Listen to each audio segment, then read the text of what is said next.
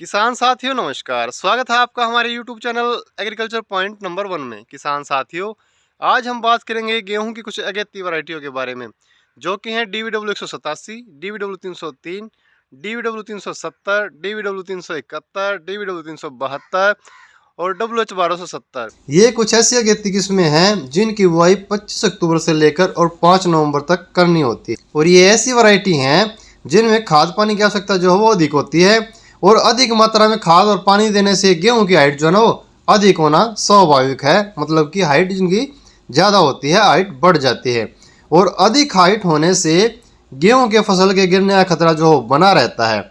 और कहीं अगर आपकी फसल जो हो गिर जाती है तो उत्पादन में कमी देखने को मिलती है।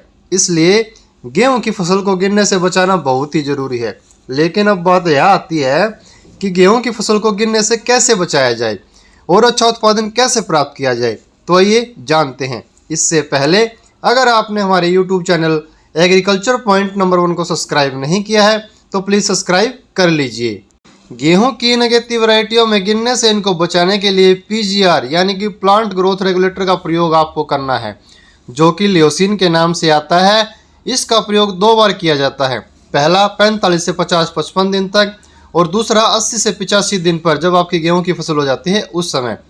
अब बात यह आती है कि इसका प्रयोग कितनी मात्रा में करना है और कैसे करना है। तो लियोसिन के टेक्निकल की अगर हम बात करें तो इसमें क्लोरामिड 50% होता है।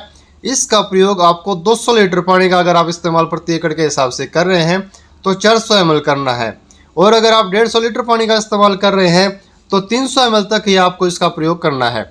इसके साथ साथ आपको एक फंगिसाइड आता है, उसका भी प्रयोग करना है, जो कि फोलिकर के नाम से आता है और बायर कंपनी का है। अगर इसके टेक्निकल की बात करें तो इसमें टेबुकोनाजोल 25.9% होता है। इसका प्रयोग आपको 200 लीटर पानी अगर आप प्रयोग कर रहे हैं छिड़काव के समय, तो छिड़काव के लिए आपको 200 ml ही टेबुकोनाजोल लेना है, और अगर आप 150 लीटर पानी में छिड़काव कर रहे हैं तो 150 ml आपको टेबुकोनाजोल का प्रयोग करना है, और 2 बार आपको इसका प्रयोग करना है। पहला 45 से 50-55 दिन तक, दूसरा 80 से 85 दिन तक जब आपकी फसल हो जाए उस समय आपको इसका प्रयोग करना है। और आपको एक बात का विशेष ध्यान रखना है कि प्लांट ग्रोथ रेगुलेटर का प्रयोग आपको गेहूं की फसल में उसी समय करना है जिस समय आपको लग रहा हो कि फसल की ग्रोथ जो वो बहुत ही अच्छी है, बढ़वार बहुत ही अधिक है, फुटाव भी बहुत ज़्यादा है जो गिर सकती है।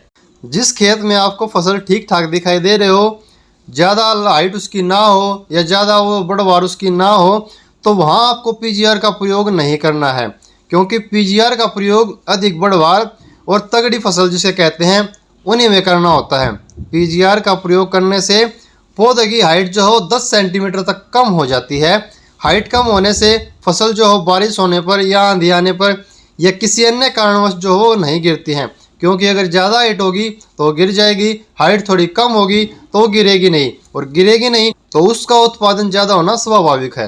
तो किसान साथियों, अगर आपने भी अच्छा उत्पादन प्राप्त करना है, अपनी फसल को गिरने से बचाना है, इन अगेती वैरायटी का आपको विशेष ध्यान रखना है, क्योंकि अगर फसल तो कोई भी हो, गेहूं की अगेती हो या पछेती हो, गिर जाएगी तो उसमें उत्पादन जो हो कम होगा। लेकिन ये अगेती वैरायटी इसलिए गिरती हैं क्योंकि इनकी हाइट ज़्यादा होती है, खाद पानी में ज़्यादा लगाना पड़ता है, तो इनको गिरने से बचाना बहुत ही ज़रूरी है।